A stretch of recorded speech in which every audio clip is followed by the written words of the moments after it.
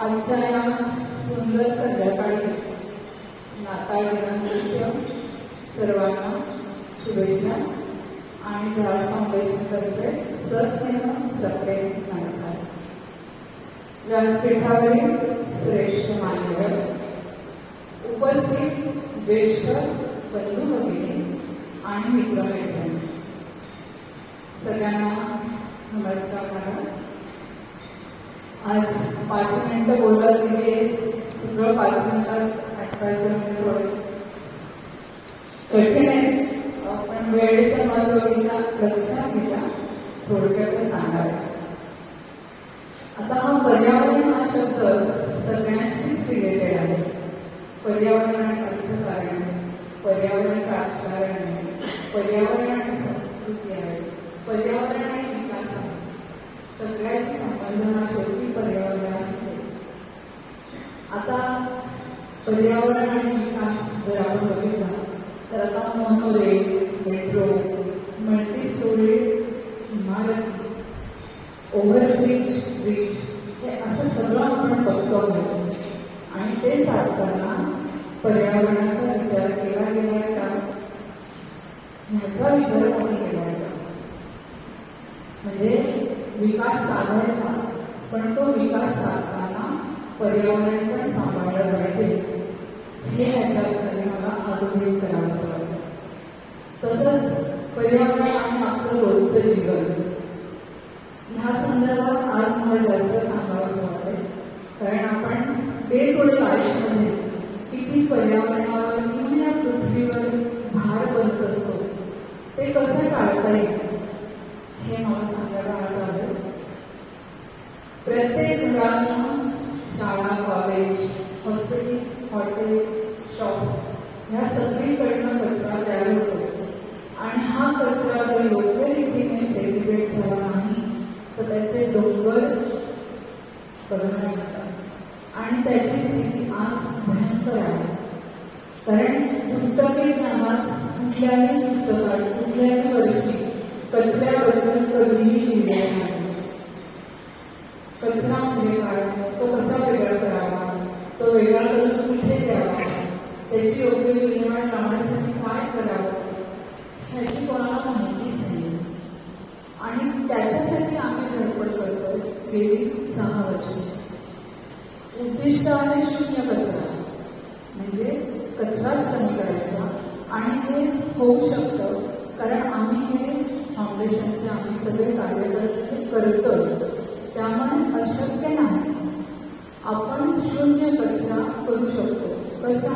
थोडक्यात जो ओला कचरा आहे त्याचा आपण घरच्या घरी खत बनवू शकतो. जर मी फ्लॅटमध्ये राहते आणि फ्लॅटमध्ये सुद्धा राहून करू शकते ओल्या कचऱ्याचं रूपांतर करतात, तर ज्यांची मोठी घरं आहेत, बंगले आहेत, ते सहज करू शकतात.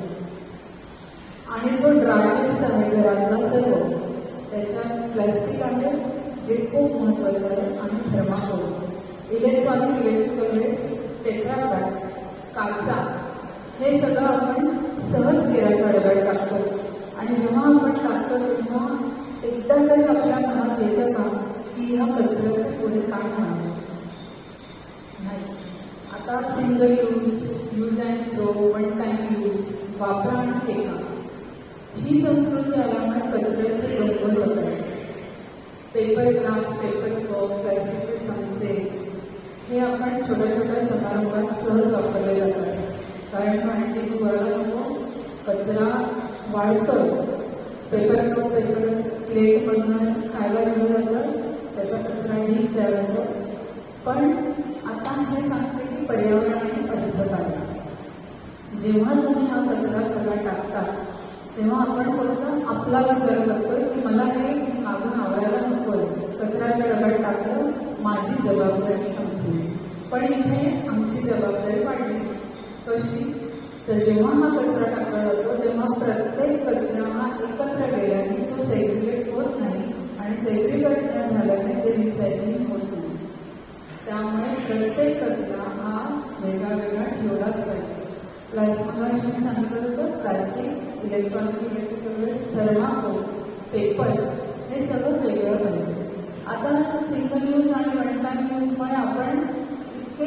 त्याला रुळलं आहोत की वापरा आणि फेका ही संस्कृती खूप पेट फुटलेली असते. पण ह्याच्यामुळे कचरा दिवसेंदिवस वाढतो आहे आणि त्याचा अर्थकारण सांगते की जेव्हा आम्ही हे सगळं रिसायकलिंगला पाठवतो तेव्हा ट्रान्सपोर्ट आहे, त्याच्यासाठी इंधन आहे, त्याच्यासाठी मनुष्यबळ आहे, या सगळ्यांना खर्च आहे. आणि जेव्हा ते परत रिसायकलिंगला जातं तेव्हा केलेल्या कचऱ्याचं परत रिसायकलिंग करायचं तोही परत खर्च आहे. कारण मशिनरी आहे, पूर्ण सेटअप आहे, वीज आहे, पाणी आहे, माणसं आहे. म्हणजे आपण कचरा करायचा तो परत रिसायकल करायचा हे खूप खर्चिक आहे आणि हे परवडणार नाही. त्यापेक्षा आपण उलटा विचार करू की हे वापरायचंच नाही आणि तो जो खर्च आहे तो आपण चांगल्या दुसऱ्या कामासाठी नक्कीच वापरू शकतो. हे सगळं अर्थकारण कारण प्लॅस्टिकच्या छोट्या बाटल्या जे पेपर कप आपल्याला वाटतात ते पेपर कप नाही आहे. तुम्ही साध्या पेपरचा घरी कप करून बघा आणि पाणी उकळून बघा, राहणार नाही. म्हणजेच पेपर कपमध्ये प्लॅस्टिक आहे, तेव्हाच ते त्याच्यात तुमचा चहा कॉफी राहतात. मग ते त्या कंपन्यांना आपण मोठं करतोय, कचरा वाढवतोय आणि प्लॅस्टिकमध्ये जेव्हा हे सायंटिफिक रिझन तुम्हाला सांगते आणि हे सगळ्यांना मला वाटतं माहिती पण जेव्हा प्लॅस्टिकचा संबंध हा तुमचा गरम कुठल्याही पदार्थाशी येतो तेव्हा त्याची केमिकल रिॲक्शन होते आणि ते त्याच्या सकट आपण ते पीत असतो.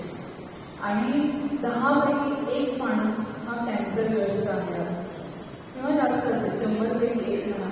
पण आता कॅन्सरचं प्रमाण खूप वाढले आहे आणि त्याच्यात अनेक कारणं असतील कॅन्सर होण्याची, पण त्याचं एक कारण हे आपला अतिवापर प्लास्टिकचा जो आपल्या जीवनात आहे तो कमी करावा. आता आईच्या दुधात सुद्धा प्लास्टिक आलं आहे, ते पण सिद्ध झालं आहे. आपल्या शरीरात आपल्या रक्तात मायक्रो प्लास्टिक आहे हे सिद्ध झालं आहे. हे एवढं कळलंय तरी आपले डोळे अजून बंदच आहेत. तर आता ही वेळ आली आहे आपला द्यायचं आणि पर्यावरणासाठी प्रत्येक थोडा वेळ द्यावा ही अशी विनंती आहे. त्याच्यासाठी तुम्हाला खर्च काहीच करायचं नाही, फक्त घरातून सगळं सेग्रिगेट करायचं आहे आणि ह्या फाउंडेशनला रिसायकलिंगसाठी द्यायचं आहे. आम्ही फक्त सेग्रिगेशन करून काम करणं एवढ्याच त्याच्यावर थांबलेलं आहे. तर ह्या समाजात पालघर जिल्ह्यात कुपोषित बालकांचं प्रमाण खूप आहे आणि ते आपल्या समाजाचा, आपल्या जीवनाचा, आपल्या सृष्टीचा एक हिस्साच आहे. त्यामुळे आम्ही पालघर जिल्ह्यातील मुलं दत्तक घेतो आणि त्यांना आम्ही पोषण आहार पुरवतो. कारण ही पण पुढे भविष्य आहे, आपल्या नागरिक आहेत, त्यांना पण जगण्याचा हक्क आहे. तेव्हा त्यांना पण आपल्या शाळा राहतात नाही, 1 तास त्यांना द्यावा हे डोक्यात ठेवून आम्ही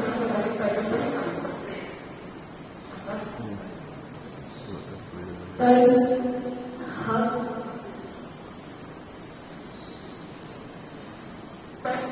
तेव्हा विचार करतो की फक्त कचराच हे काम न ठरतं, समाजाच्या प्रत्येक ठिकाणी पोहोचावं ही आमची इच्छा आहे. जिथे शक्य आहे तिथे झाडं लावण्याचं आम्ही काम करतो आहोत. आता मी मगाशी म्हटल्याप्रमाणे शहराचा विकास होतोय पण पर्यावरणाचा विचार होत नाहीये.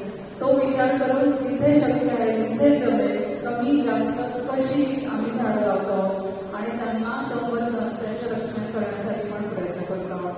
तसंच हे सगळं वेस्ट आहे त्याच्यापासून आम्ही काय बनवतो आहोत, तर जे पेपर आहेत, न्यूजपेपर, वह्या, पुस्तकं ही रक्त त्याच्यापासून पेपर बॅग्स बनवतो.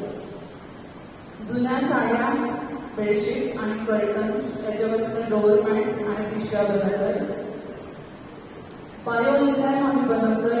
पायनॅपल किंवा जे सायट्रस फ्रुट्स असतात त्याच्यापासून फ्लोर क्लीनर किंवा तुम्ही स्वच्छ करायला आपण हार्पिक किंवा जे तत्सम केमिकल्स वापरतो त्याच्यावर बायो एन्झाईम हे प्युअर नॅचरल घरच्या घरी आम्ही बनवण्याचं काम सुरू केलं आहे आणि हे आपण वापरू शकतात.